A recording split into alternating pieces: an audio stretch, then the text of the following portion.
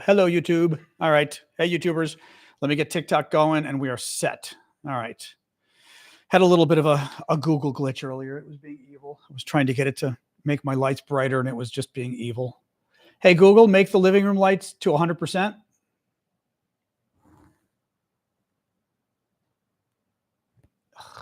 Who knows? Google's like being like Alexa lately. Hey, Google, set the living room lights to 100%.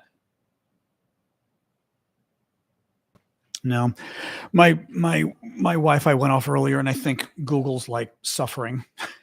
It drives me crazy when it does this. I think I have to unplug it and plug it back in again or something. Very annoying. We just have Alexa tonight. That's even more annoying. Anyway, hello everybody. I'm getting warm. I'm gonna take my sweater off again. We're gonna go back and forth here. But good afternoon, all. Welcome TikTok, Discord, YouTube. How are we all doing this evening? Thank you, Martin, for the gifts already. Yeah, so decent amount of news today. Thank you, Real Life. Thank you, Elizabeth. Thank you, Karis. Hey, Big Hawk.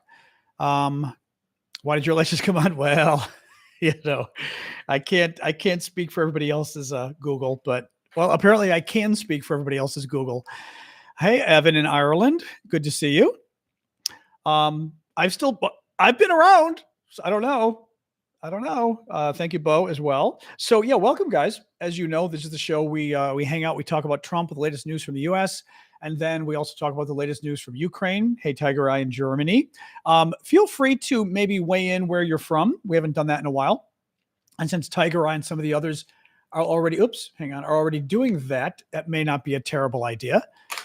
Just give a quick shout out where you are, country, or well, if you're American, maybe state. But country otherwise, or city, if people know your city, like London, everybody knows London,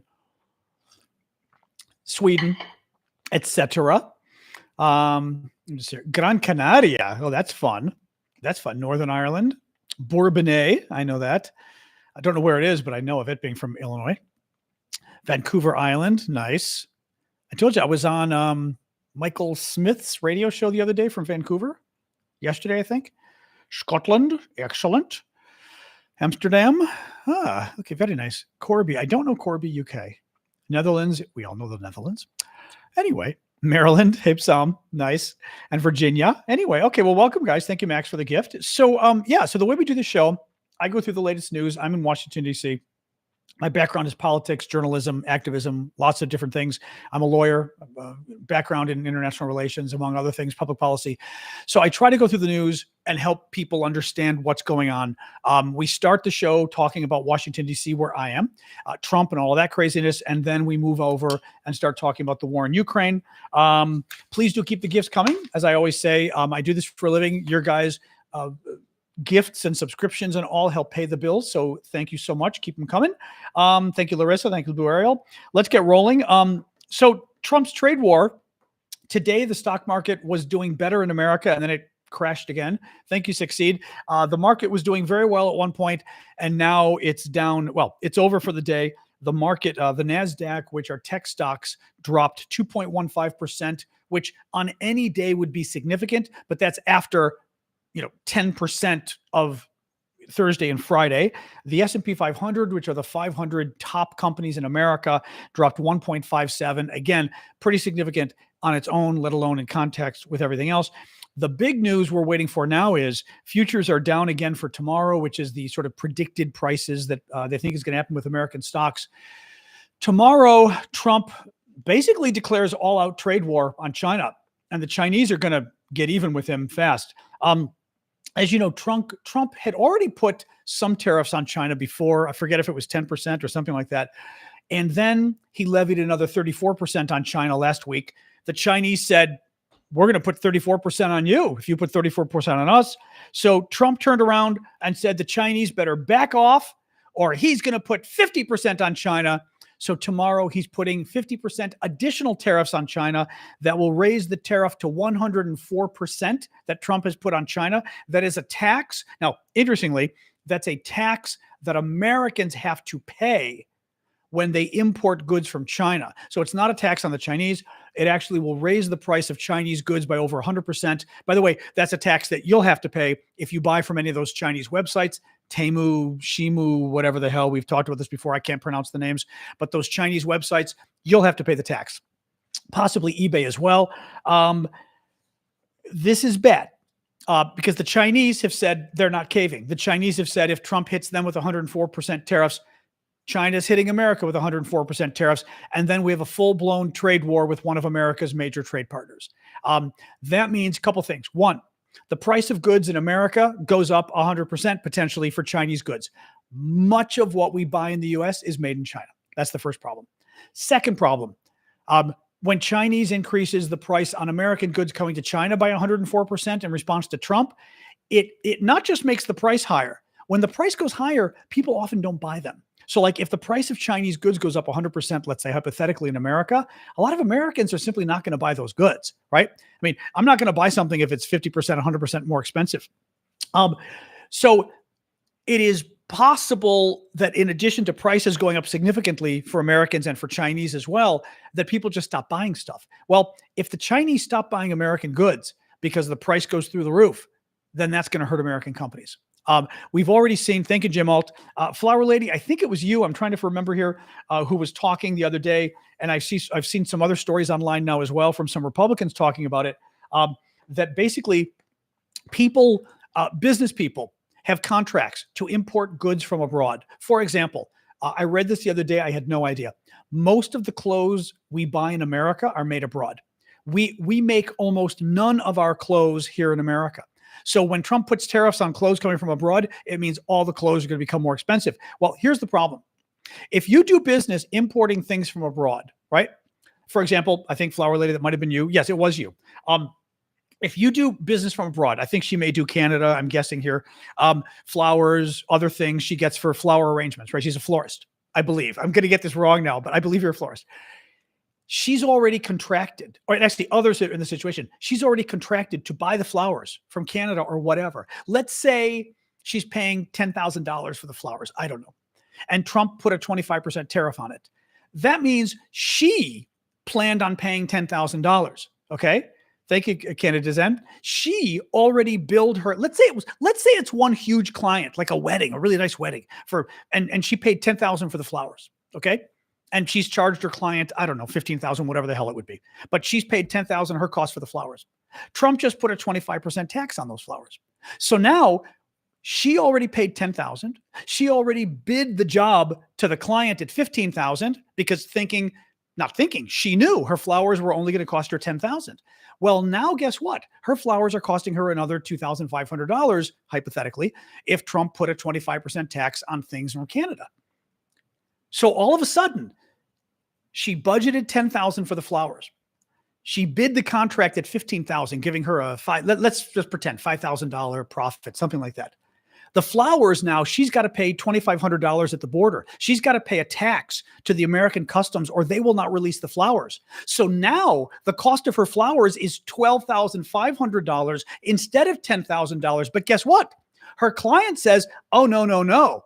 I don't care if the flower price just went up 25%. I don't care if you now have to pay another $2,500 for those flowers. You contracted with me that you were going to charge me $15,000. I don't care if you just lost all of your profit. I don't care if you're going into deficit. And what's happened is a lot of people have already contracted with clients because they already bought the stuff in Canada or Mexico or China or wherever, right? They've already bought it. They know how much it costs. And they contracted with clients. And now, again, China, for example, the price just doubled, right? The tax is 100% on things coming in from China now. If you're screwed. There was actually, I'm going to read this now. This was from Rod Dreher, who's a conservative columnist, very conservative, sometimes rather sane, I would say, but very conservative guy. And he tweeted this today. Let me read this to you. Rod Dreher just talked to a small business friend in the US, a Trump voter. Today, she's cursing the administration. Wholesale prices for the products she sells are up 50% with no end in sight. She sells products that people can do without. She's looking at her entire business going belly up soon. In other words, she sells things that people don't need. People like luxury goods, things that people want, nice things, but things that if you have to, like good Parmesan cheese from Italy. I love it, but if the price goes up too high, I'm not buying it, right? For example, things like that. what she's finding is the price just went up 50% for the stuff she sells. In her case, people simply aren't going to buy it. People simply will not buy her products. In the case of Flower Lady and other people, they've contracted to sell things and the price just went up 50% for the things they're selling, but they already contracted at a cheaper price to sell it to somebody else, and they're going to lose money and they could lose their businesses. It's very, very screwy stuff here. But yes, the Trump supporter, FAFO, thank you, Dave, for that. But yeah, so tomorrow is going to be an interesting day to watch the stock market, because if Trump, and it appears he's going to, if he's going to put 104% tariffs on Chinese goods tomorrow, if he's going to put 100% tax on everything we buy from China, meaning doubling the price of everything in this country that comes from China, he's going to shut down all trade with China. And the Chinese are going to do it to us. And I fear that we may see another stock market meltdown tomorrow, but it's worse than that. We are going to see prices skyrocket here in the States, is what I'm also very worried about. This is very bad. Now, the one, I'll say, good thing or whatever, Trump did indicate today that he's willing to negotiate with all these different countries if they come to us. Well, that's interesting because the other day, Trump's people said he wouldn't negotiate. This is part of the problem. By the way, thank you, Jim Alt, for subscribing as a Patriot launcher. Appreciate that on YouTube. This is part of the problem. Thank you, Wilhelmine. Trump doesn't appear to know what he's doing. And stock markets don't like that. Businesses don't like that. Businesses like predictability. They want to know, right? If I'm buying a product and I pay you money and I'm getting the product in 6 months or a year from now, am I going to have to pay 50% more tariff at the border for that or not, right? Businesses want to know. Trump, 2 days ago, all the Trump officials, Trump himself, he's not going to negotiate with any of these people. They need to open up their markets completely, and not even the tariffs. Even if they set their tariffs to zero, he's not negotiating. He's cutting off, all trade, huge tariffs. Today, Trump says, oh yeah, I'm happy to negotiate with any of them. 2 days ago, he said he wouldn't negotiate at all. The problem is, now you go, okay, so was he lying this weekend when he said he wouldn't negotiate? Is he lying today when he says he will negotiate? Is he simply flippant and a little goofy that this weekend he had one opinion, today he has another opinion, tomorrow he'll have a different opinion?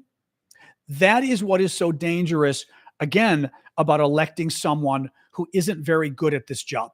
Somebody who is not a professional, somebody who is not intellectually serious, who's not professionally serious, and you get this goofy flip-flopping day to day. And if you're if you're Wall Street, for example, and you're looking at this, again, this weekend, Trump said he wouldn't negotiate. Today, he's saying he will negotiate. Why should you believe either of those, right?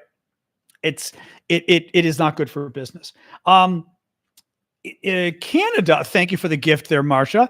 Canada said today that their country's 25% counter tariffs on some U.S. vehicles will come into effect at midnight tonight.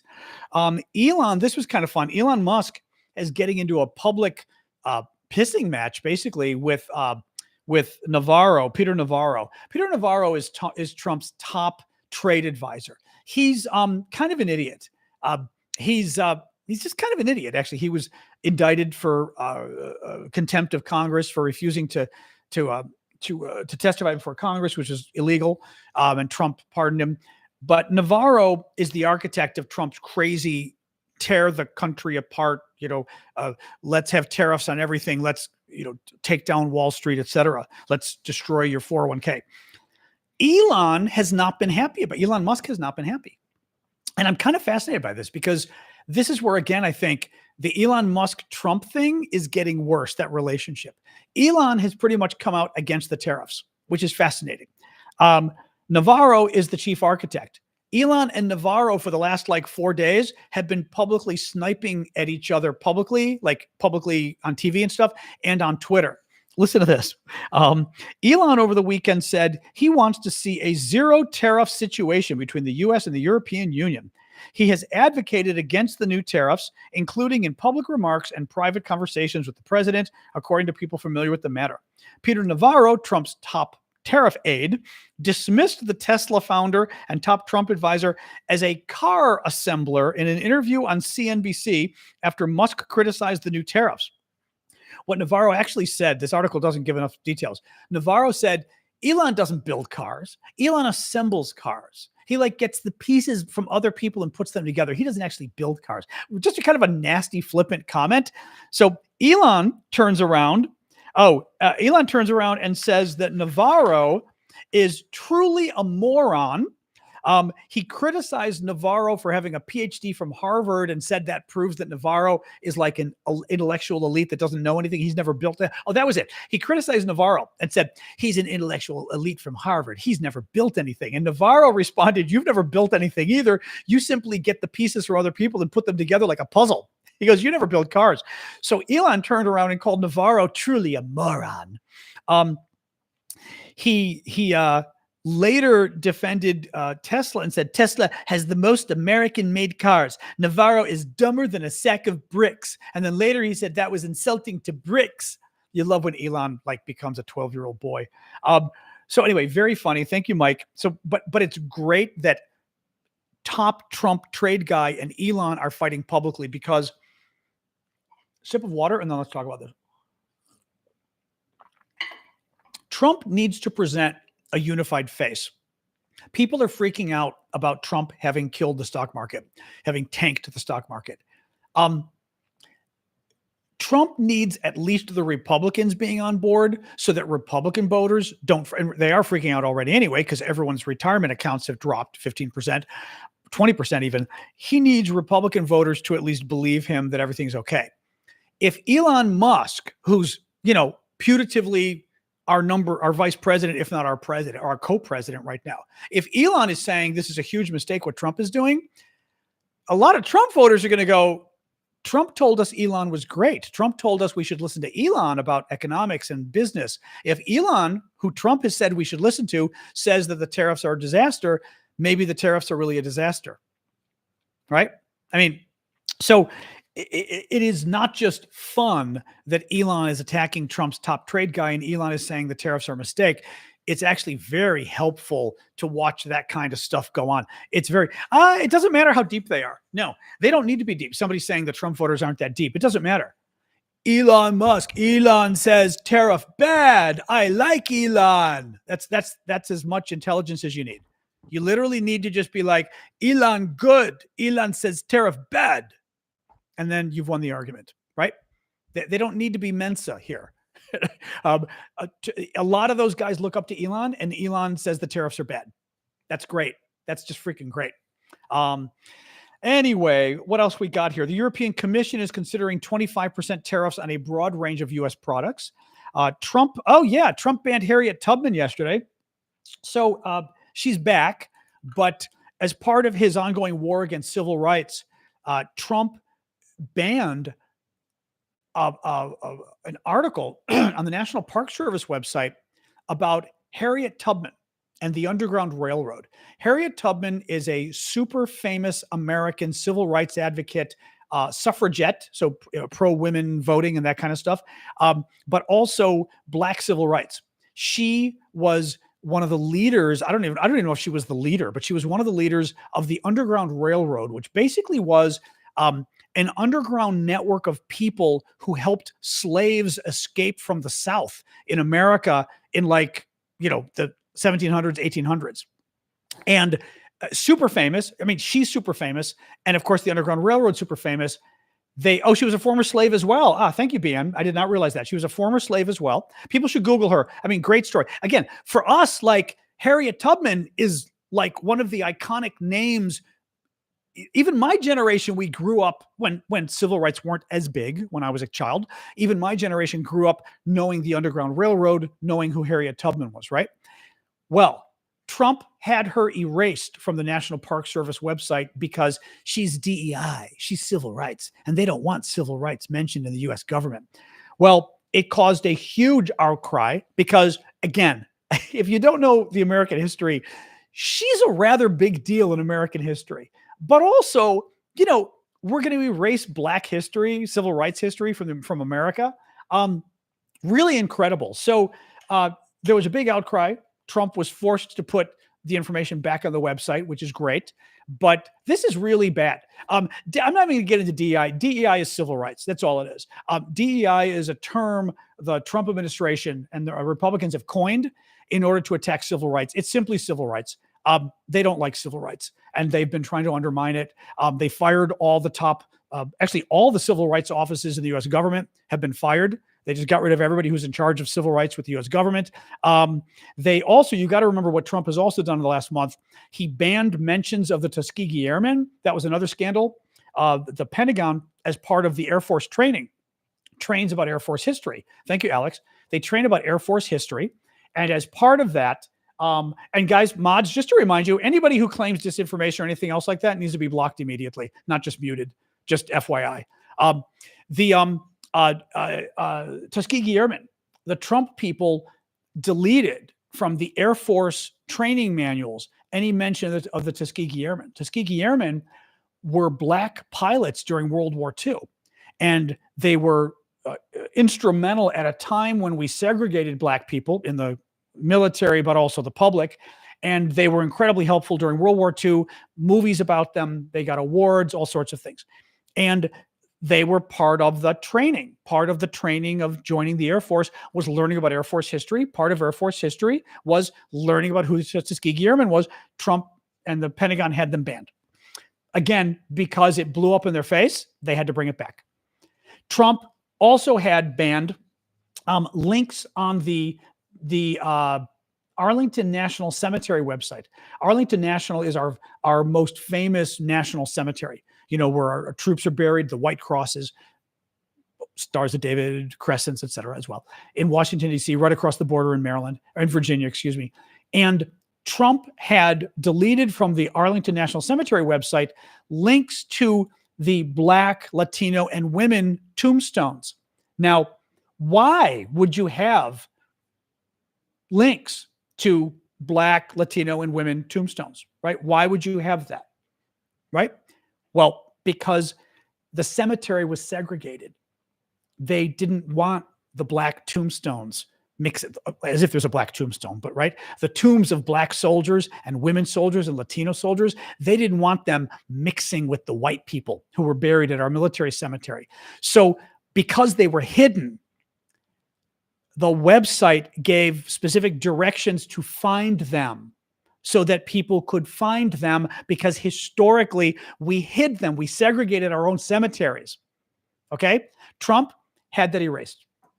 Had it erased. I don't even know if that came back, but that got deleted. The Iwo Jima Memorial, famous memorial here in Washington, D.C., right across the border in Northern Virginia. It's this iconic photo from Iwo Jima battle in the Pacific in World War II against the Japanese. And it shows U.S. troops raising an American flag. And they made a beautiful monument in Northern Virginia of it. And the Pentagon deleted the reference to one of the soldiers because he's Native American. Actually, he goes by Indian. So whatever group he is, I believe calls themselves Indians, just so you all know. I'm not going to use the archaic word on purpose, but it seems that they call themselves Indians, but Native Americans.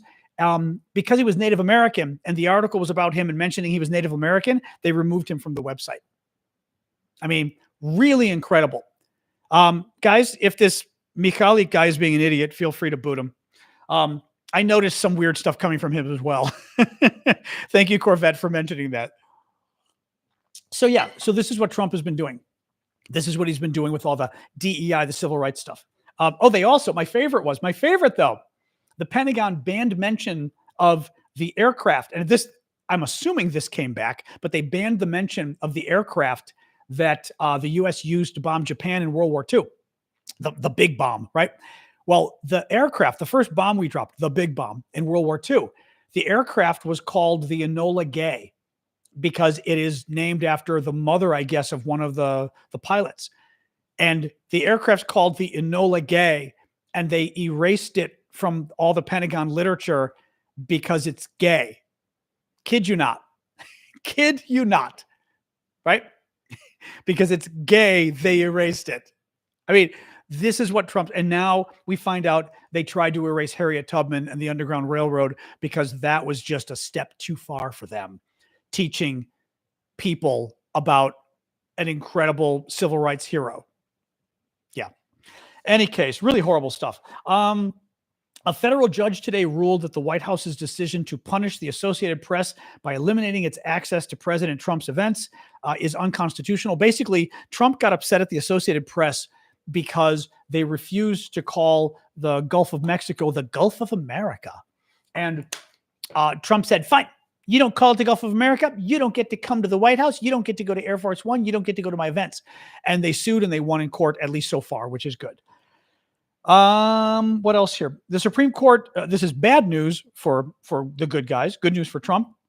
Supreme Court said it will allow several thousand probationary federal employees to remain off the payroll while lower courts weigh whether downsizing the efforts are legal. In other words, Trump fired a bunch of probationary employees at the agencies, and people were suing to get them rehired.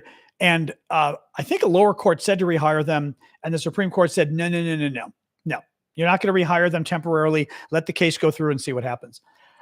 Finally, this made me laugh. So Trump today either did sign or is about to sign a executive order. He does these things from the White House, an order pushing coal, because Republicans like coal. They don't care that it pollutes the climate. They don't care how bad it is. Whatever, right? They like that stuff. So Trump signed an order today to promote more coal use in America. Listen to this. This cracked me up. Trump expected to sign an executive order to unleash American energy with a focus on the coal industry. However, in addition to being the most polluting form of fossil fuel, generating electricity from coal-fired power plants significantly drives up consumer costs. One analysis from Grid Strategies, I've got to stop doing this. Sorry, guys. Hold on. Yeah, like I said, mods, you need to block everybody. Like literally immediately, the folks need to be blocked, just so you know. Anybody who, unless they're just like annoying people posting repeatedly and they get muted, anybody who's even vaguely looks like they're bad, block them. Like literally block them. Today. All right, coal. So listen to this. In addition to being the most polluting form of fossil fuel, one analysis from Grid Strategies found that running coal-fired power plants in the central U.S. has collectively cost ratepayers there over $1 billion in excess electricity cost over just 3 years. So what happened was Trump is pushing coal, but coal is a lot more expensive than other energy. So he's actually going to push not just pollution, he's going to increase energy costs in the South and other regions of the U.S. where they're going to push coal, which is hilarious. Absolutely hilarious. So what else we got? Let's move on with Ukraine. The war in Ukraine, we're in day 1,138 of Vladimir Putin's special 3-day military operation in Ukraine. The big news from Ukraine today is that some Chinese troops were captured in Ukraine fighting for the Russians. Now, since I like to, tell the truth, right? Unlike some people, I think it's important to note that we don't know what they were doing there. And what I mean was, were they fighting on behalf of China? Were they mercenaries? We don't know. The Ukrainians are saying they were fighting on behalf of China. But again, I like to, I am a straight shooter with you guys. We don't know. We have our own mercenaries fighting with Ukraine. It is possible these guys are Chinese mercenaries fighting with the Russians. We don't know. But the Ukrainians captured 2 Chinese citizens fighting for the Russians inside Ukraine on Ukrainian territory, which is interesting. But we don't yet know whether China sanctioned it, whether they were working on behalf of China, whether they were official Chinese advisors, or were they Chinese citizens who just decided to sign up with the Russians. We just don't know. Anyway, nobody knows. What else we got here? I'm just looking here. Actually, Michael Clark did a nice analysis, which was interesting. He says hang on a second here. If they are just Chinese individuals who are fighting effectively as mercenaries, then that's obviously embarrassing to China, but in a way it goes no further than that. Michael Clark is a British defense expert. But if it's the case that they are there in some informal but Chinese capacity as advisors, or they've got some sort of function as special forces, that would be very serious indeed, because China has always said that it doesn't help Russia in the war, Clark said. Clark said that if the soldiers are operating on Chinese state orders, it would cross quite a big legal line and be very, very embarrassing for Beijing. That would mean that the Chinese are sending individuals to fight in a contested area to join an invasion of a foreign country. Now, I will say it's still very embarrassing for China, which is helpful for Ukraine across the board and helpful for all of us. But we don't quite know, like I said, whether they're mercenaries or not. A second round of talks between U.S. and Russian officials will take place in Turkey this week about the war in Ukraine, of course. NBC News reports the Pentagon is considering pulling 10,000 troops back from Eastern Europe. These are troops that Biden moved over to counter the Russian threat.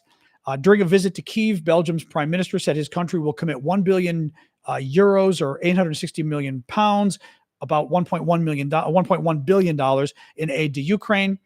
And finally, a slight majority of Hungarians support Ukraine joining the European Union, which is interesting since, Hungary's prime minister, Erdogan, is terrible, is a pro-Russian stooge. So the fact that they're supporting Ukraine is actually interesting and helpful. So that's a good thing.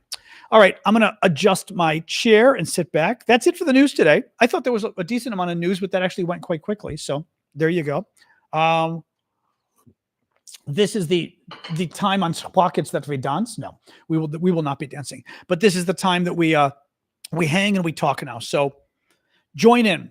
Questions, comments about any of the news, Ukraine, Trump stuff, tariffs with China. I mean, the tariffs with China are what have my attention.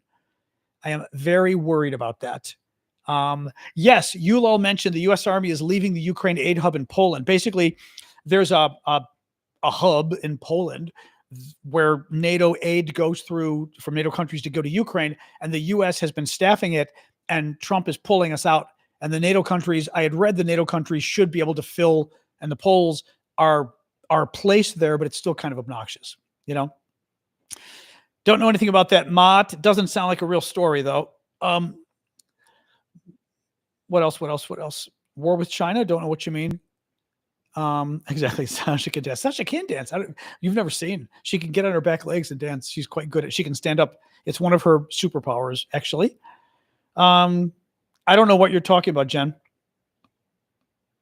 No idea what report is coming up. I don't know, but you guys are starting to annoy me on April 20th. I got to tell you, this is one of those stupid. That's one of those stupid rumors. Okay, you know what, guys? I'm telling you right now. Anybody else talking about April 20th, you're going to get muted. Because that's one of those weird conspiracy things. Not happy. Yeah. No, I mean, I'll let it go for a comment or two because people may not, but just, yeah. No, that's some weird conspiracy theory. Trump's going to have martial law or some bullshit. Yeah. No. Only because like a bunch of you are, that's cute. Banana, I wouldn't go there if I were you because people have gotten blocked before for that. They put things they think are jokes, but it's hard for us to tell if they're jokes. But yeah, I think that's exactly what's going on. People are, when 3 comments come in simultaneously, it's people being funny. It's people being cute. So, all right. Any case, what else? Well, that's the other reason why I believe they're talking about it, Gunther, just to be obnoxious. Correct. Yeah, that's fine. But yeah, don't, because we get a lot of trolls and stuff and people being bad. So we have got to be careful when weird comments like that come in. That's why. TikTok's got another 75-day reprieve. What actually worries me is Trump. The Trump people are claiming they had a deal worked out and they found somebody to buy TikTok. The deal was worked out. And because Trump put these new huge tariffs on China, the Chinese turned around and said, screw it. We're not going to sign off on the deal to sell TikTok. What worries me is the Trump people weren't telling the media who they got to buy TikTok. And JD Vance was the one working on the deal. And I'm a little afraid it's going to be somebody crazy. So let's see, but I'm a little nervous about that. Tucker Carlson, I couldn't care less what Tucker Carlson says about anything, to be honest. He's crazy. I mean, what I mean is it's not worth discussing what he thinks unless it helps advance the cause by showing how crazy Tucker Carlson is. I generally don't really respond on him saying things. So Anyway, but yeah, TikTok, there's another 75 days. Trump will keep postponing it. Tourism is down in the US. Is that what you mean, Drew? That I know. And I hope it does keep going down. That, we should pay a price for this, What else?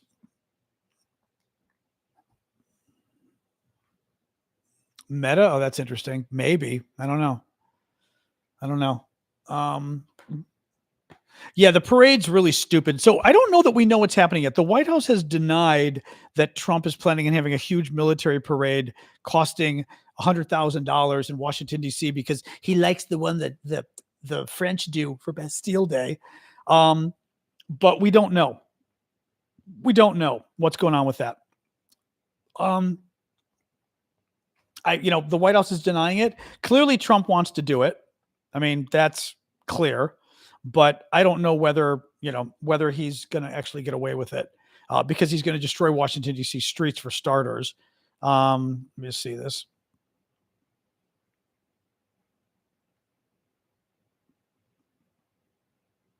Huh. That's weird. Huh. Hold on a second. I'm just reading the...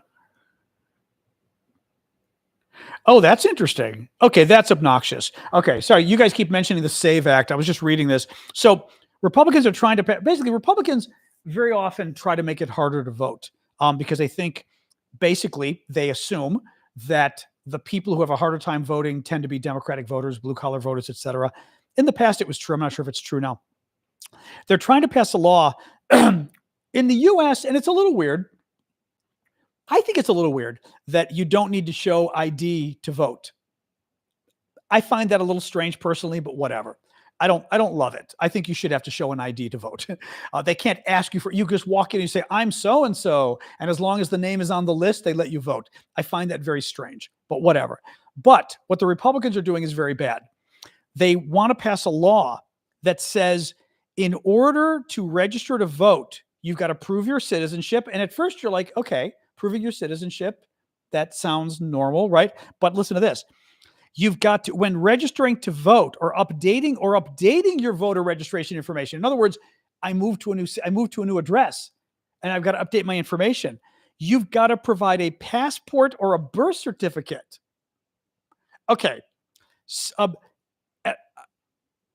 As of several years ago, 70% of Americans did not have passports. I'm going to guess maybe we're closer to 50%. Let me see. Alexa, what percent of Americans have passports? Oh, come on. Alexa, raise your volume. Alexa, what percent of Americans own passports? Okay, does somebody want to check? My Google's being bad. It's not going to tell me. It used to be 30% had passports. What is it at now? It's going to be better than 30%. It might be closer to 50. Does anybody have it? I mean, just to check, but it's not a lot. The other problem is, so a lot of people don't have passports because again, a lot of Americans don't travel. Well, somebody just Google and check. I mean, hold on. I was expecting somebody to Google this, so I didn't have to. What percent of Americans have passports?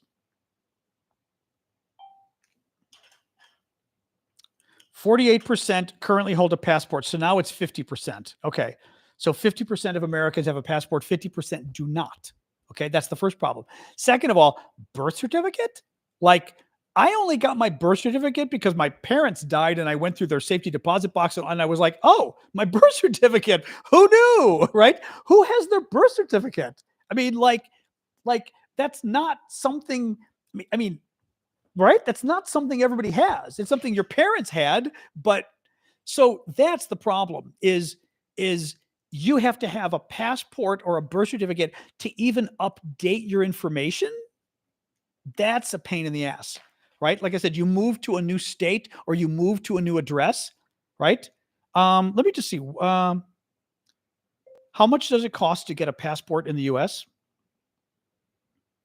That's the other issue, which is, ooh, a first-time passport costs $165 for adults, $135 for children. Oh, okay. See, that's part of it too. $165 to get a passport. for a lot of poor people, that's a hell of a lot of money. So the idea, you saw people on TikTok calling this a poll tax. Poll taxes are basically when they would like charge people to vote. And the idea is poor people can't afford the charge, but rich people can. So you're making it so that rich people can vote. Do rich people lean more conservative is the thinking, but poor people who might lean more liberal cannot. 165, that's a lot. That's a lot. That's actually kind of crazy. We shouldn't be charging, the government shouldn't be charging $165 for a passport. I mean, maybe they think like, well, you know, if the only reason you're getting the passport is to go internationally, then you've got money anyway. But even that's not entirely true, because people could be going internationally, you know, who are here working and they're going to see their relatives and they're immigrants, and you know what I mean? Like, wow, that's a lot. That's a lot. I don't know what that means, Gunther. Make 2 copies of a duplicate. I don't know what that means. Well, I don't know though. I'm kind of curious. I mean, do most people there have their birth certificate? Do most of you have it? Maybe people do. I'd be a little surprised. You know, I'm seeing a lot of yeses, some no's. I mean, the no's maybe 20%, but it's a lot of yeses. Okay. A lot of yeses then. All right. Okay. Although I will say we also might be a self-selected crowd. I mean, you're here to talk about U.S. politics in Washington, D.C. and the war in Ukraine. You might be a higher selection of the world. You know what I mean? You might be a little more educated. You might have a little more money. It's hard to say, but it's possible that you're the kind of people who maybe, you know, your parents might have been better off and they might have kept the documents. I mean, who knows? Right. Hard to say. Interesting. The name change when you get married. I heard about that, but I'm not really sure I don't know what the issue is there. Or do you mean the issue is that your name changed when you got married, but it's still on your birth certificate as the other name? Is that what you mean? Thank you, Top and Robin and Darian, for the gifts there. Your name has to match your birth certificate. Oh, that's funny. Oh. Okay. Apparently, in the new law they're trying to pass, they wanted to take a slap at transgender people, clearly. So they're saying your name has to match your birth certificate, because they're trying to go after trans people who were born with one name and then changed their name right when they got older, whatever. And the problem is it also goes after women who get married, because if you get married and you change your last name, it's not the same as your birth certificate. So all of a sudden, right, you ended up trying to be mean to trans people and you went after married women too. Oh, very interesting. I did not realize that. That's very interesting. Wow. Very interesting. Yeah. Wow. That's very interesting. Okay. You did not realize that. Wow. $400 to change your name? Well, changing your name would be a real pain, though, I would think, because all the documents, I mean, my God. Ugh, you know? Well, same thing if the man takes the woman's last name, he's in the same boat. Or you take a hyphenated name, your name is now no longer what's on your passport, or, you know, right? Or your birth certificate, I should say, is going to be different if you take a hyphenated name, man or woman, right? Very interesting. Huh. Luna says, my dad has a very Romanian name and goes by a more American name and had it changed on everything. Yeah, that's interesting. Huh. Very interesting. Wow. 80% of women, do 80% of women still change their name, or they did once upon a time? I'd be surprised it's that many today. Is it still that? Also, I assume we're talking America, or where are we talking? You know, I'd be curious right now. Still interesting.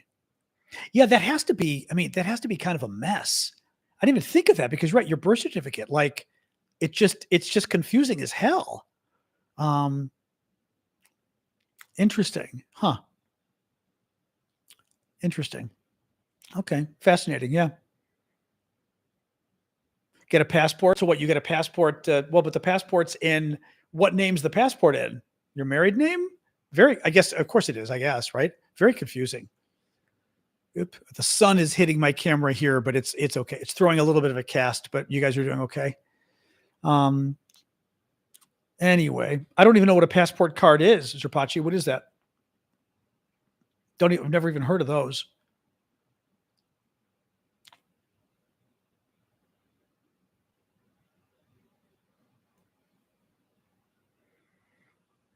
What else?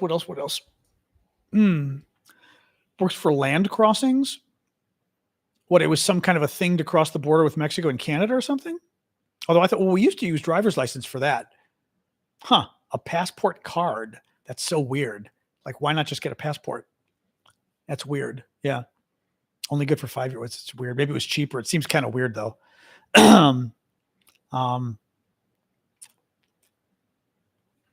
It was popular in the 1800s for children to have their mother's maiden name as their middle name. Well, that's Latino, which I've never understood how it works exactly, but Latin America, but Spain as well, I think. Is it your middle name, your mother's last name? Help me out here. It always again, I speak Spanish, I studied it forever, but the names always confused me. Yeah. So your middle name is your mom's name, I think. Okay. And then your last name is dad's last name. Oh, Spain too. Okay. So they got it from Spain. Okay. Yeah. Argentina, not necessarily, but some of the other more Latin countries. Interesting. Okay. Well, it's not your middle name. I know that it's not your middle name. What I mean is, it still is. It's in America. They don't necessarily use they don't use that second name necessarily in America anymore. A lot of Latinos drop that middle family name and use the last. I have a friend, Jason. He uses the first and the last name. He doesn't use the middle name. Yeah, they got to see you. Okay. Mom's Italian, used her maiden. That's very interesting, huh? My mom had my dad's middle name, which I thought was totally goofy. It was like something they did back then. They gave her, like, when she got married, she took my dad's middle name as her middle name, or my dad's name as her middle name. I was like, oh my God, that's just insane. Absolutely crazy. You have a passport and a passport card, says Steve Cram. Why did you get a passport card? What was the point? Or is it a small thing that fits in your wallet so you don't have to carry a passport with you? Because the passports are big and a pain in the butt. Is that why? So like if you cross the border a lot with Canada or Mexico, it's just in your wallet and it's easier? Okay, that's what it is. Okay, it's an ID card. Okay. Size of a credit card, Jeffrey says. Okay, that makes sense then. Okay. Yeah, because I was like, why would you even have it? But passports are a pain in the ass to carry around. I mean, they're too big. They really are. I don't know why passports aren't smaller, to be honest. It's kind of goofy. I guess once they finally make them digital completely, a card or a passport. Interesting. Huh. Yeah, like I said, for Canada and Mexico, I guess it makes sense. But national ID to travel? For the EU? Is it different? Well, is it different than your carte d'identité or whatever, like in France?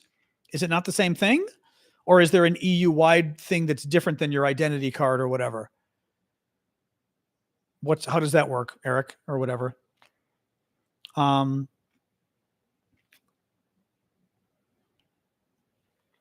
only Canada and Mexico. Okay. But yeah, curious about this national ID thing in Europe or in the EU. Yeah, so it does fit in the wallet. That makes sense then. Yep. A national ID, but it's not the same. Like in France, I know the carte d'identité. That's not the same thing. You mean?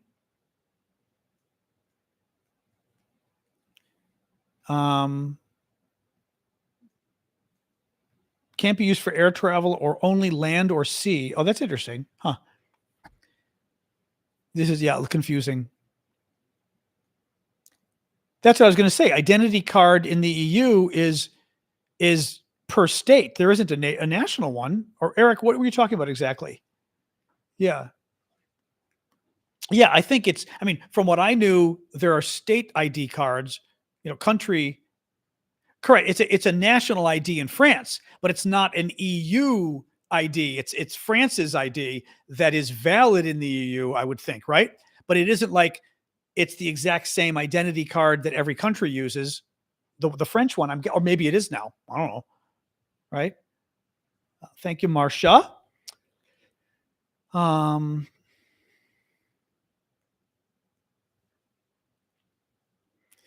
Rachel says, I did passport and passport card also. You have to have a passport or enhanced license to fly within the States soon.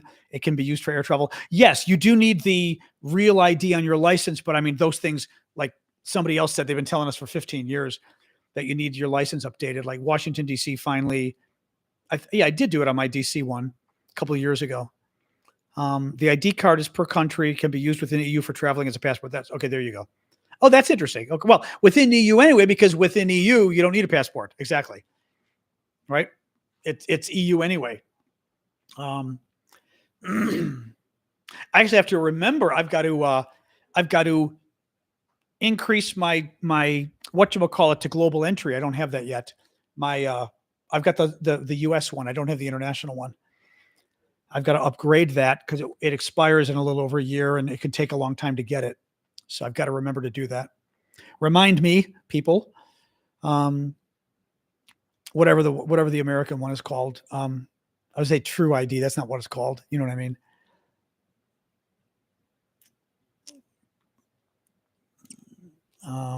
Oh, that's funny. And Alana says the real ID came from the 9/11 Commission report. Oh, that's hilarious. That's hilarious. No. I'm talking about the trusted traveler or whatever it's called. Not real ID, the US one. Pre-check, TSA pre-check. Thank you, Abby. You understood me. I've got TSA pre-check. I don't have global entry, which I need to get.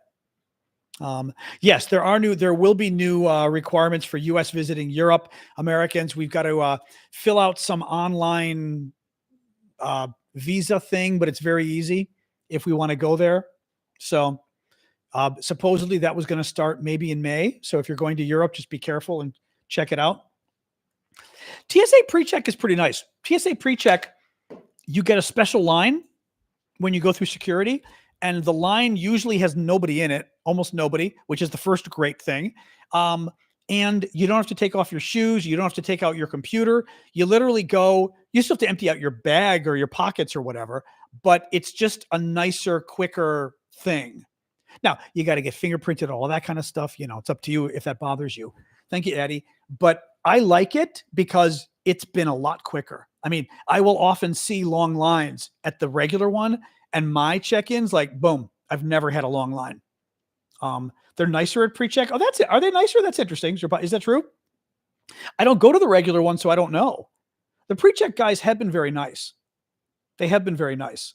You know, Ashley, feel free to block that date if you remember how to do it on TikTok.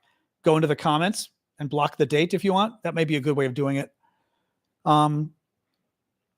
TSA took your wheelchair apart. You know, I have to say, like, people always make fun of that. But if I were going to do a bad thing, I would use a wheelchair or an old person or something else. You know what I mean? Like, I mean, they make fun of it, but like, if I were a bad guy, you know, oh, military travel. That's interesting. That's interesting. I've never been checked at random on pre-check though. Never. And I've traveled with the dog. Well, with the dog, but like I was traveling like 4 times a year easily, or 4 round trip flights a year, and never got special. The only thing they did, and maybe because I had the dog, with the dog, I don't know why, they would test my hands for boom things. And I never quite understood it. And I finally asked it, I said, am I on a list or what's going on? And he said, because of the dog. And I was like, because the dog, okay. A little weird, but for whatever reason, because I was traveling with my dog, they would check my palms to make sure I wasn't making things that go boom, which I thought was fascinating. I was like, okay, weird, but okay. I have no idea why the dog added to the suspicion. It was very strange. Yeah. They did it to you with your cat too. That's very funny. I don't know what I should Google it and see if I can get an answer. I don't know what I'm going to Google that actually. Might be on the pause from digging. Well, but that's even worse then, because then it means, Well, yes, you could use the carrier to hide stuff. That's a different question. But then they should check the carrier, I guess. But it's standard procedure. Okay, Carolyn. But why standard? But is it standard procedure for people with pets? That was my question. Because I think at one point the person finally told me, because I was afraid I had done something. I was on a list, and he said, "No, because you got the dog." And I went, "The dog." But yeah, it just seemed funny. It just seemed funny. Thank you, Casual Penguin. Penguins, that's funny. Penguins, you're very topical nowadays. Thanks for subscribing over on YouTube.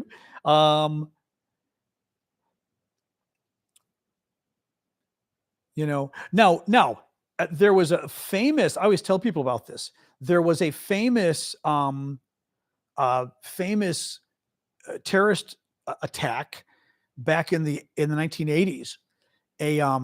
I think he was a Jordanian or whatever, but a Arab terrorist wanting to blow up an El Al flight, an Israeli flight. And the plot, you could Google this, it's a crazy plot, but this is where I'm a little more sympathetic to them being tough on security and checking wheelchairs and stuff. This guy wanted to blow up an Israeli airline passenger plane in the 1980s. The Palestinians did that a lot in the 1980s. And his plot was, he is living in London, falls in love, it was fake, with this girl. She doesn't know it's fake.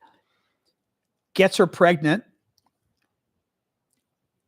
Decides to visit the family back home in the Middle East. He leaves a couple days before her, and for some reason sends her a couple days later. I don't know why. So he flies back first. She flies back a couple days later, and she doesn't know she's totally innocent. He's the terrorist. She thinks she's actually in love with this guy. She thinks she's pregnant with his baby because he loves her. It was all part of the terrorist plot. She goes to get on the plane, and El Al, the Israeli airline, is very detailed with their investigations, apparently, like when you check in and everything. And they were grilling her and all these questions. And for whatever reason, and she's there pregnant, for whatever reason, she's got a carry-on bag, and the El Al agent somehow just thinks that the bottom of the carry-on bag just looks a little big.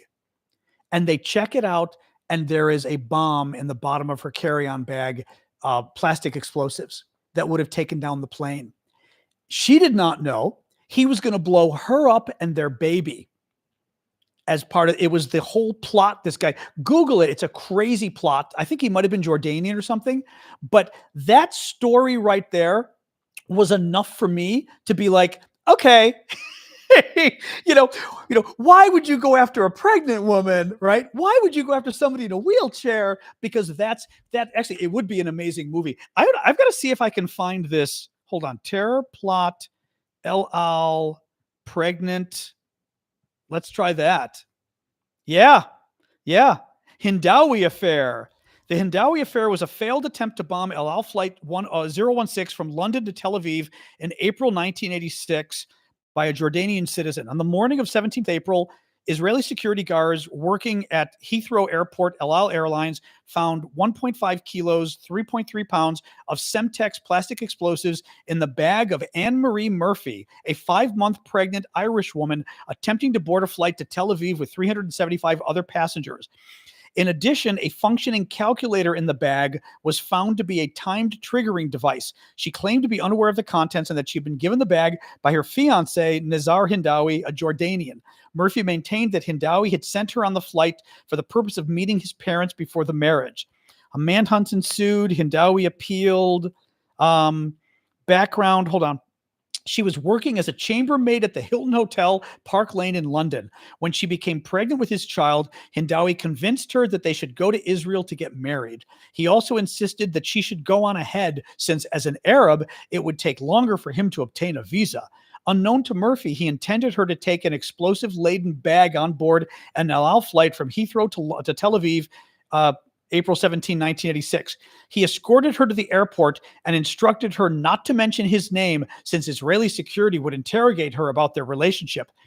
Immediately after leaving Murphy, he returned to London and then boarded the Syrian Arab bus to return to the airport to catch a 2 p.m. flight to Damascus. Before the bus set off, however, he heard the news that a bomb had been discovered in Heathrow. He left the bus, went to the Syrian embassy, and asked for assistance.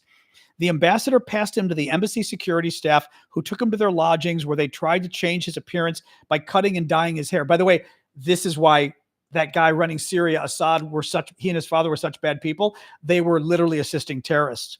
Let me find a little more here. I want to see if I've got the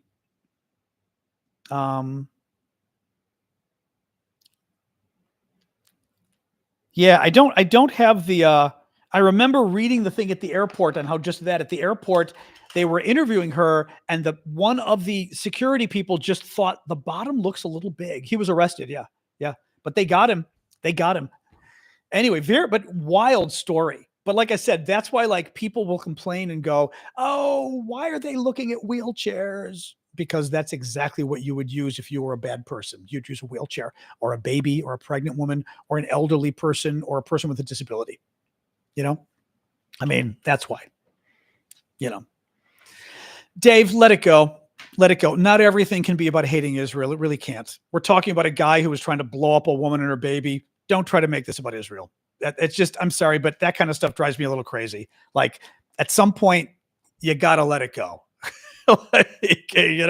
Not everything's about Israel. Sometimes bad people are just bad people. But yeah, it would be one hell of a movie. I'm surprised it wasn't made into a movie. God, especially like getting her pregnant and then falling in love, and you're going to go see my parents. And I mean, just how they even found it. I mean, all that kind of stuff, I just, that kind of stuff blows my mind. Oops, that's okay. Bye-bye. Anyway, his own baby. Yeah. Not just a pregnant woman, his own freaking baby. I mean, God, you had cast on the baby's leg and they wanted you to remove them. Yeah. Well, yeah. People smuggle stuff in the frame of the wheelchair. Again, I'm not surprised. I mean, again, why wouldn't you, right? If you were a bad guy, I mean, you're going to hide it somewhere that you'd think they're going to be sympathetic, right? I should mention that to Damien. Damien's the one who always talks about all the movies and stuff they make things out of. That story would have been a great movie. I mean, God, and an Irish girl living in London as a chambermaid. So she's like a blue collar kind of young girl, and the beautiful, the Arab businessman. Very scary stuff. Yeah, so I never mind when security. I mean, again, I don't get crazy security, but when security wants to swipe my hand and stuff at the airport, I'm like, you know what? Thank you. I mean, that's fine. I mean, I do. I tell them, hey, sometimes they apologize, and I'll be like, "Are you kidding?" I said, "I'm glad you're checking." I said, "Don't apologize to me." I mean, again, because it's not like they're checking my phone for my text messages. That's a different question, of course. You bought a cane. QT says, I bought a cane in Egypt and found out at the airport it had a dagger inside. What did they do? They put it to the x-ray machine and said, ma'am. Oh, that's hilarious. Oh my God. That is absolutely hilarious. Oh God. They took the cane away. I'm sure they did. Oh my God. Oh, that's hilarious. Oh God. Ma'am. Oh, we have to take your cane. You're like, please do. I was just going to say, you could have gotten into real trouble for that. I'm surprised they didn't like pull you aside and go, okay. Oh my God. That's insane. That's true. Argo, 30 to 40 years for Argo to be made. That's true.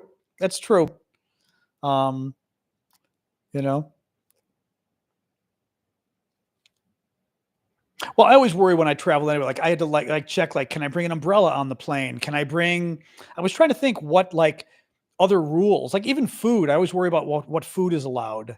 Argo was a good movie. I'm trying to remember what I was bringing to Europe on this trip that I was like a little nervous about what was allowed, and it was okay, but I can't remember what it was that I was like, do they allow this stuff? Don't know. It wasn't I don't know. It couldn't have been the cheese. Although the cheese, I was kind of wondering about U.S. rules, that not on the plane, but in the actual, customs. U.S. customs was okay with my Parmesan, thank God. Hey, Chezek. I know. I should have bought more. I told you that damn cheese was $6 a pound for Reggiano. And it's actually aged Reggiano, like where it's crunchy inside. Oh my God. I'm literally going, you didn't buy 3 pounds of this stuff? I can't even believe I didn't buy more of this. Oh, I mean, it's $22 a pound here. Like it was just on sale for 17. And I was like, it's hard to describe. It's to die for. I can't really describe what Parmesan Reggiano. It's the Parmesan from Italy. It's totally different. I can't even describe it. It's like cheese in there. How do you describe cheddar cheese, right? Like it's hard to describe cheese flavors, so good. So good, man. Well, that's true. Tree Robotai says the cane seller and the security are in cahoots. They keep selling the same cane, confiscating them, and then reselling them. That's actually very true. It's Ahmed's cane. Get her. Hey, Ahmed, we got 10 of your canes. That's very funny. That's very funny. Yeah, I can't describe what any cheese tastes like, let alone Parmesan Reggiano, but oh my God, the Italian Parmesan. Oh. And it makes you like, I want to drink wine when I eat that cheese. I just want wine with it. Oh my God. So damn good. Oof. Man. Anyway. What else? I actually found a good recipe for, I was surprised. It was a microwave recipe for a single serving. It's kind of a double serving for British figgy pudding. And I've never had figgy. I was telling Callum. Callum goes, I've never made it. I've never had figgy pudding, but I will say this recipe was delicious. Was absolutely delicious. I was very surprised. I mean, really good. I added a little chocolate chips because I looked at the figgy pudding recipe and I was like, how does figgy pudding not have chocolate chips? It screams chocolate chips. Very good. So anyway, just as an aside, I don't know if I put it up in the Discord or not. I was going to. Did I? I think I did actually. Oh, I did put it up in the Discord. Yes, I did put it up in the Discord. It was very good. Good night, Kim. I did. Thanks, Jeff. Yeah, it was good. It was very good. Yeah. Highly recommend. A little ice cream on top. Again, it's a little fattening. There's a lot of sugar, cream. It's definitely got some fatteningness, but it was surprisingly good. Made with dates. Very good. And again, in the microwave, a little confusing to know how much to cook it, but it ended up it looked a little goofy. It was very good. But it's a lot of sugar. So, which I was not as happy about the sugar, but some butter, good amount of, also good amount of butter too. It was not a light dessert, but anyway, very nummy, very nummy. Anyway, Danish pastries. I was going to say Danish. We call them Danish. No, in America, are you Danish or are you American? Or sorry, because in America we call Danish a certain kind of pastries we call Danish, but they're a very specific pastry, which is funny. I'm not even sure how to describe what a Danish is. I'm going to Google the picture to show you all what we call Danish. Sticky buns, yeah, Danish pastry America. I'm not even sure what to call this. Well, although they're saying Danish pastries were brought to the U.S. by Danish immigrants. Get out of here. Get out of here. Wienerbrod. Oh, Wienerbrod. Yeah, those are Danishes. It was brought to brought to Denmark by Austrian bakers. Oh, okay. I mean, these are Danishes, for example. That's funny. Is this actually Danish? I mean, is it from Denmark? I just figured we call them Danish because we're being weird. Is it? Just curious. Are they actually from Denmark? I know it does look good, doesn't it? Costco used to sell very good ones. They're not as good anymore. Unfortunately, they changed the recipe. Wiener means Vienna. Yeah. Not from Denmark. Okay. The Danish recipe is, however, different from the Viennese one and has since developed into a Danish specialty. Danish pastries were brought with immigrants to the U.S. where they're often topped with fruit or cream. But which ones are the American ones? In the U.S., Danishes are typically given a topping of fruit or sweetened cream cheese. Very true, prior to baking. Danish with nuts in them are, yes, but it's not clear if we got them. Oh, here we go. No, Danish pastry was brought to the U.S. by Danish immigrants. They even know who. Laurits Klittang of Laeso, I don't know, Laeso, popularized Danish pastry in the U.S. around 1915 to 1920. According to Klitting, he made Danish pastry for the wedding of President Woodrow Wilson in December 1915. Klitting toured the world to promote his product and was featured in a number of things, I guess. He owned a chain of New York restaurants. It might have been a Danish thing that they brought here, though, interestingly enough. Interesting. Well, but the clue isn't necessarily in the name, Carl, because we do things like that. You know what I mean? Couldn't you see us taking something and calling, French fries? Do French fries come from France? It's the best example ever, right? The French do make very good French fries, I will say, but the name doesn't necessarily mean. Actually, in French, I'm just remembering this now. Help me out, Gunther. In French, are those not viennoiserie?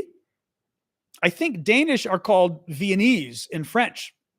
Viennoiserie, which I've never really appreciated what the word meant as far as what specific food it's talking about. But I think, am I wrong? Are pastries of that sort viennoiserie? Any French speakers here?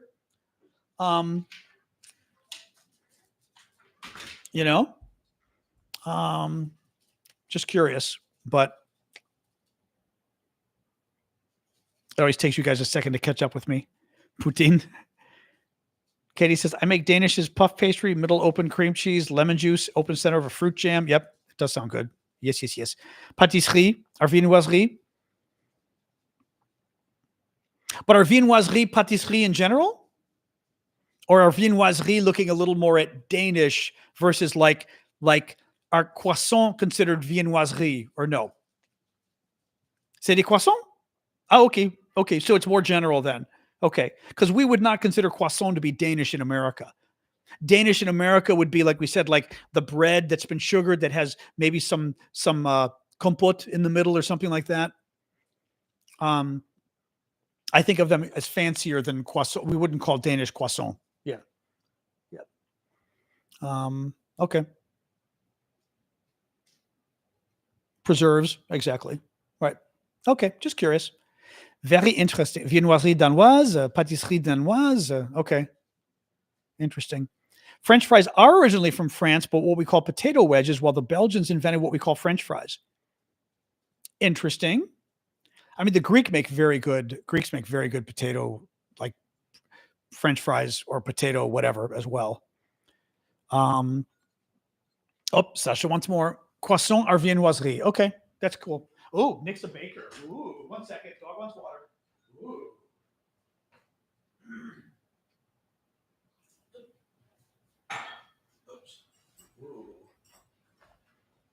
Ooh, Nick's a baker. I need to know you people in person. It kind of sucks knowing you all virtually. I don't get any of the benefit. Ashley makes great Italian food. Nick's a baker. It's like I don't get to benefit from any of this stuff. It's not fair. Anyway, it's okay.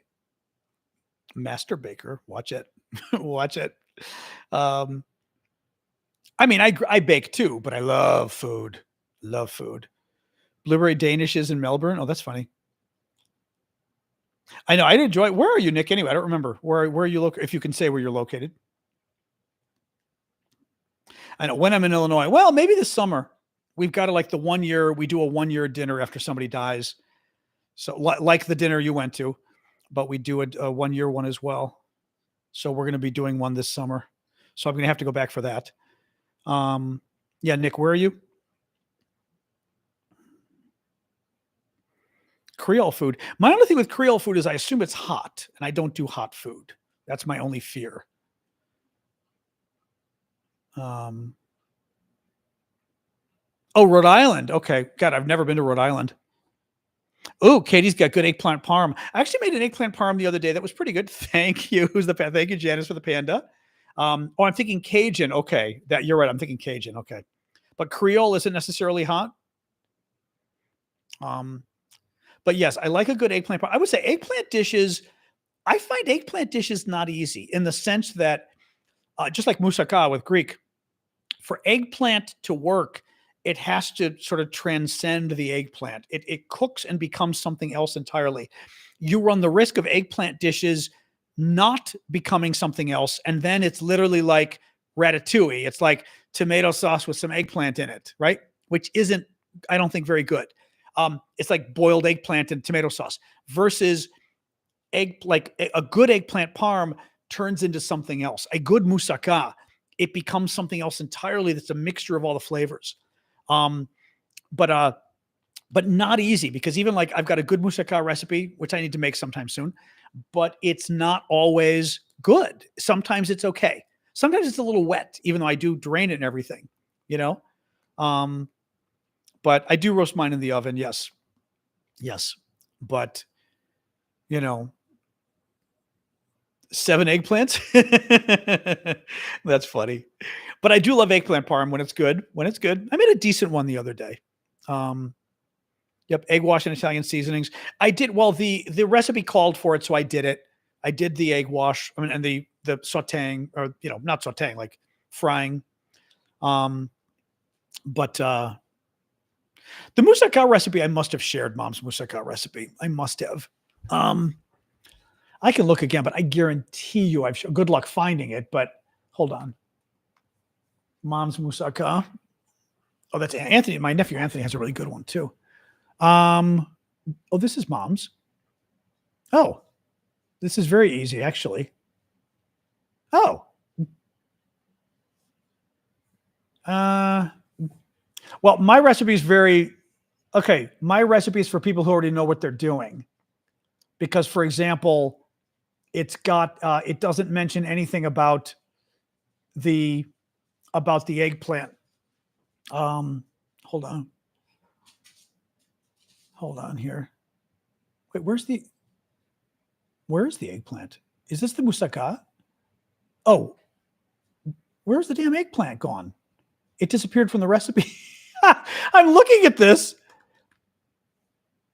Oh, there it is. There it is. Okay, sorry. I was like missing this from the top of the thing. Either fry them or broil them. 3 medium eggplant. There we go. Okay, yeah, I'll put this up right now. Yeah, it's mom's recipe. It's very good, but it's very simple because I assume you know what you're doing. I will put this up right now on Discord. Why not? Hold on, Discord. Hopefully I'm not going to like disappear when I do this. We shall see. Recipes, food recipes. Here we go. Let me go here. Oops. Come on. Oops, it's not letting me move. There we go. Hold on. Mom's moussaka. All right, there we go. All right, I'm coming back here. All right, mom's, oops. Come on, I'm trying to get back in here. There we are. I'm back. Okay, good. There we are. You guys can still hear me. Good. I put the recipe in. So now you got mom's recipe, and the mom's moussaka recipe is in the food section. It's very good. It's very simple, but you have to know how to work the eggplant. I didn't go through a detail because it's for me, and I'm assuming people know how to use eggplant. So you might want to Google and see what people recommend you do to prepare eggplant for either eggplant parm or anything else. Typically, you would cut it thin, like a centimeter or a quarter inch, drizzle salt on it. After you're done, probably rinse it and maybe squeeze it a little to get the liquid out. But let it sit an hour, squeeze out the water, and then at the very least, put a little olive oil on it and broil it until it cooks. But you could even cook it 20 minutes. I mean, there's lots of options. Actually, I saw one recipe recently that used the microwave. Like you microwaved it 10 minutes or something. So the recipe is short on explaining how to treat the eggplant because I'm assuming you already know how to do that. But anyway, it's mom's recipe. It's very good. Eggplant, I will say, a moussaka is best served lukewarm. You do not want it hot. It is not good. Also, hot, it's going to be very runny. You take it out of the oven. You want this thing to sit for at least an hour before you serve it, at least. And you really do. You want it lukewarm. You don't want it hot. And I would say even better the next day. I would make it the day before, cook it, and then the next day reheat it. Would be what I would do. So we did Ukraine news already, Gail. Sorry. Yeah, about an hour ago. I like pasticcio and moussaka are my two favorites. I don't know that either one is. Oh, there you go, David. Yeah, she was arrested and they released her. Oh, so they believed her. Oh, that's good at least. Interesting. Yeah, interesting. Yeah, typically you'd reheat in the oven. Typically, I mean, you might cover the top with foil, typically you'd put it in the same degree oven you cooked it at, but you're not going to cook it as long. But if it's coming out of the fridge, it still might need 20 minutes, half hour until it gets to lukewarm, probably would be my guess. That's the only problem with reheating it the next day, but it's just not as good the day you make it. It really isn't. It's sort of surprisingly good the next day. Eggplant is aubergine. I always get a kick that you guys call it aubergine. Yeah. Well, you don't also say courgettes, do you, as well? For, the green thing. I'm already forgetting what a courgette is, the green, zucchini. Zucchinis are courgettes, aren't they? I think, right? Or cucumbers or zucchini? Which one are courgettes? Which one is courgette, though? It's French, actually.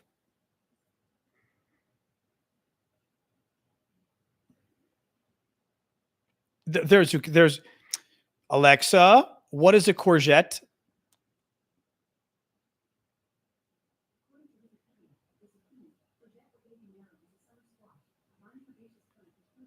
A summer squash? Is that a zucchini? Okay. Alexa, stop. Zucchini according to Google. Okay, that's what I thought. It's a zucchini. Okay. Yep. Yeah, but it's funny they use the British word courgette or aubergine. Cracks me up because that is the French word. That is the French word, aubergines. But yeah, we say eggplant, which is funny. I think back then they looked like eggs. They were smaller and they might have been white. I think weren't the original ones white or something? They were really small, I remember. So I think they looked like little eggs. Yep. Eggplant and cucumber. Exactly. Well, not cucumber, zucchini. Zucchini. We use the Italian word, which is funny. Yeah. White, small, round. Exactly, Jeffrey. Yeah. So they look like little eggs. Yeah. Small white egg looking. Isn't that funny? There still are white eggplants. Oh, that's interesting. That's interesting. You say aubergine in Germany too. Oh, that's interesting. Interesting. Huh. So yes, eggplant is aubergine sounds a little fancier. So anyway, so yes, I've got to finish off my my homemade brownie tonight. Although I kind of want to make that figgy pudding again, but it's a little too fattening. I think I'm going to wait. Cliff is asking, how will agriculture exports to China be affected? And will Canada say F you to the U.S.? Will supply China with wheat corn? I mean, I don't know. As always, Cliff, you're asking stuff that's over my head. I think much of the world needs to say screw you to the U.S. and basically teach us a lesson. Clearly, a lot of countries, and I don't blame them, are trying to make it go away. So they're not responding to Trump. They're not responding with tariffs. They're trying to be nice. The Chinese aren't willing to be pushed around, and I respect them for that. The Canadians are not totally willing to be pushed around. I'd say Canada's almost been number 2 in terms of saying, you're not going to push us around. European Union is still deciding, although EU supposedly is getting I was reading, because, for example, the French and some of the others didn't want American liquor covered because they were afraid if American whiskey got banned or whatever, the Americans would ban French wine. Italians too. So they did drop like American liquor or something from the ban. So they're negotiating over things like that to try to make sure it's stuff that hurts the Americans, but doesn't directly hurt the Europeans. So EU is telling China not to retaliate? Really? Oh, that's interesting. That's interesting. Huh.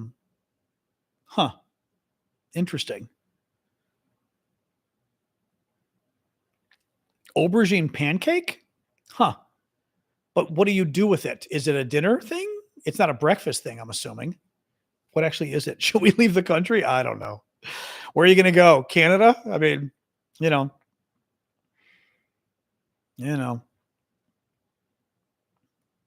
It's a mess. We'll see tomorrow what happens, like I said, with the Chinese tariffs. That's going to be bad tomorrow.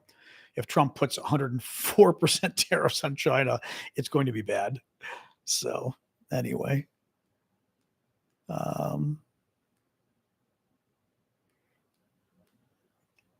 It's made with potatoes, aubergine pancakes, like a latke. Okay. Huh. Oh, so it's like a side dish or something, probably. Okay. That makes sense, I guess. All right, guys, it's 7:30. I think I'm going to get going. We're losing people anyway. I don't want to keep people here too long. So it's what, Tuesday? We'll be back tomorrow at 6:00 Eastern, the usual time. So join us then. As always, we'll talk about the latest news from the U.S. and the latest news from Ukraine. The trade war might have exploded tomorrow with China, which means the U.S. stock market may be in trouble again tomorrow, and the world stock market might be. Let's see what happens. But I think the Chinese are going to get even, and I wouldn't blame them. So let's see about that next. But otherwise, good to see you all. Thank you for the gifts. Thank you, mods, for modding. And I will see you all tomorrow. All right. Have a good night, all. As always, I'll start with Discord. Hey, Jeffrey, we'll say good night to you, the one Discord person, and then start with the rest of you. One moment. All right. There's Jeffrey. Boom. All right. TikTok, or I should say YouTube next, then TikTok. Good night, YouTube. All right. Boom. And then TikTok.